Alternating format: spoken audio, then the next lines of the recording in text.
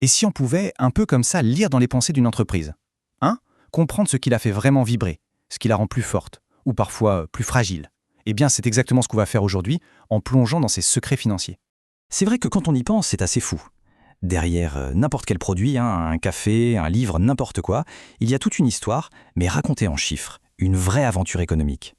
Et c'est justement cette histoire, un peu cachée, qu'on va essayer de déchiffrer ensemble.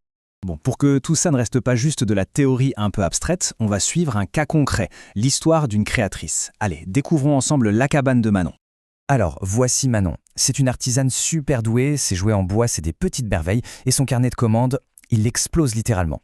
En apparence, on est d'accord, c'est la success story parfaite, le rêve de n'importe quel entrepreneur.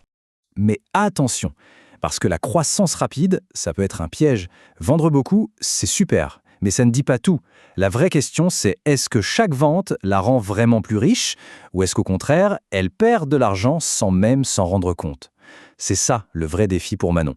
Et la réponse, eh bien, elle se cache dans les chiffres. Bon alors, par où est-ce qu'on commence? Eh bien, par les fondations tout simplement. Avant même de rêver de bénéfices, il faut d'abord comprendre une chose essentielle. Combien ça coûte réellement de fabriquer un surjouet? C'est la base de la base. Et là, attention, il y a une distinction super importante à faire. D'un côté, il y a les dépenses qui tombent tous les mois, quoi qu'il arrive. Et de l'autre, celles qui, elles, dansent vraiment au rythme de la production. C'est la fameuse différence entre les coûts fixes et les coûts variables. Et croyez-moi, c'est la clé pour piger tout le reste. Pour Manon, concrètement, ça donne quoi? C'est assez simple en fait. D'un côté, on a les charges fixes. Pensez à une encre, son loyer, les salaires. Qu'elle vende un jouet ou 100, ça ne bouge pas. De l'autre côté, on a les charges variables. Plus elle fabrique, plus elle va dépenser en bois, en vernis, en livraison. Logique, non? Ok, super. Maintenant qu'on a bien compris la liste des dépenses, la question suivante c'est comment est-ce que Manon va fixer le juste prix pour ses jouets? C'est la prochaine étape et elle est cruciale. On va passer du coût au prix. Pour que ce soit bien clair, on va prendre un seul produit et le suivre à la trace. Allez, prenons son produit phare, ce superbe lit Pinocchio, et on va le démonter pièce par pièce, mais financièrement bien sûr, pour voir tout ce qui se cache à l'intérieur. Pour arriver au prix final, imaginez un escalier avec 4 marches à monter. Première marche, le coût d'achat des matières premières. Deuxième marche, le coût de production. Troisième, le coût de distribution. Et tout en haut, la dernière marche, on ajoute la marge. C'est ce qui fera le bénéfice. C'est une construction très logique. Allez, on commence. Première marche, le coût d'achat. Pour ce lit, Manon a besoin de 180 € de bois et de matériaux. On ajoute 5 € pour que tout ça soit livré à son atelier. On part donc sur une toute première base de 185 €. Deuxième marche, maintenant il faut transformer tout ce bois en un magnifique lit. Et là, on ajoute 110 €. C'est un peu le coût de la magie, si on veut. Ça couvre le temps des artisans, l'électricité pour les machines, bref, tout le savoir-faire. Notre coût de production grimpe donc à 295 €. Le lit est prêt, il est superbe, mais il n'est pas encore vendu. C'est là qu'arrive la troisième marche, la distribution. Il faut compter environ 40 € pour le marketing, la gestion de site web, bref, tout ce qui permet de faire connaître le lit et de l'amener jusqu'au client. On arrive maintenant à ce qu'on appelle le coût de revient, 335 €. Et ce chiffre-là, 335 €, il est absolument crucial. C'est le point zéro, le point d'équilibre. Si Manon vend le lit à 335 € pile, elle ne gagnait pas un centime, mais elle n'en perd pas non plus. C'est son fameux seuil de rentabilité. Toute la stratégie de prix commence à partir de ce chiffre. Et on arrive enfin à la dernière marche, peut-être la plus importante, le bénéfice.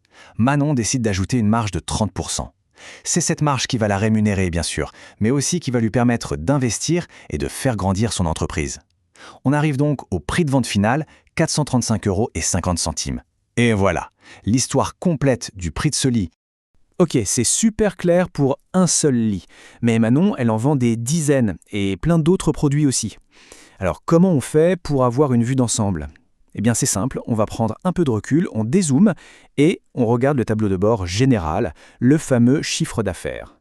Le chiffre d'affaires, qu'est-ce que c'est? C'est tout l'argent qui rentre dans les caisses grâce aux ventes. C'est aussi simple que ça. La formule est super facile mais elle est ultra importante. C'est le prix de vente multiplié par la quantité vendue. Et c'est tout.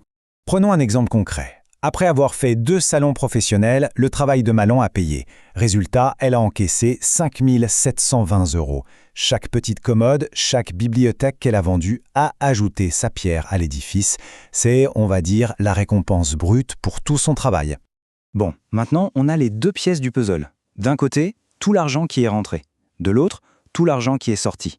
C'est l'heure du grand face-à-face, le moment de vérité, où on répond à la question que tout entrepreneur se pose. Au final, est-ce que ça gagne de l'argent ? Pour le savoir, il y a un calcul final, tout simple, le résultat. On prend le total des produits, donc tout ce qui a été gagné, et on soustrait le total des charges, tout ce qui a été dépensé. Si le chiffre est positif, c'est un bénéfice, on peut sabrer le champagne. S'il est négatif, par contre, c'est une perte. Et pour Manon, les chiffres sont juste incroyables. Regardez bien, la première année, elle dégage déjà un bénéfice net de plus de 10 000 €. C'est super, mais l'année suivante, attention, ses ventes s'envolent. Et même si ses dépenses augmentent aussi, ce qui est logique, son bénéfice, lui, a plus que doublé. On passe à plus de 27 500 €. C'est juste énorme comme progression. Et quand on le voit comme ça, sous forme de graphique, la progression est spectaculaire. Il n'y a pas d'autre mot. Ce n'est pas juste une petite croissance tranquille, non. C'est une véritable explosion de la rentabilité. C'est la preuve que Manon ne fait pas que vendre plus, elle vend mieux. Elle maîtrise parfaitement son navire. Finalement, si on résume, tout ce parcours repose sur 3 formules clés. 3 calculs qui sont la véritable colonne vertébrale de n'importe quelle entreprise. Du prix d'un seul petit jouet jusqu'au bénéfice de toute une année, on voit bien que tout est lié. C'est un peu comme apprendre l'alphabet avant de pouvoir lire le grand livre des affaires. La réponse à notre question de départ est donc un grand oui. L'entreprise de Manon, ce n'est pas juste un joli rêve, non, elle est vraiment solide, rentable et florissante. Mais la question la plus excitante en fait, c'est « et maintenant ?»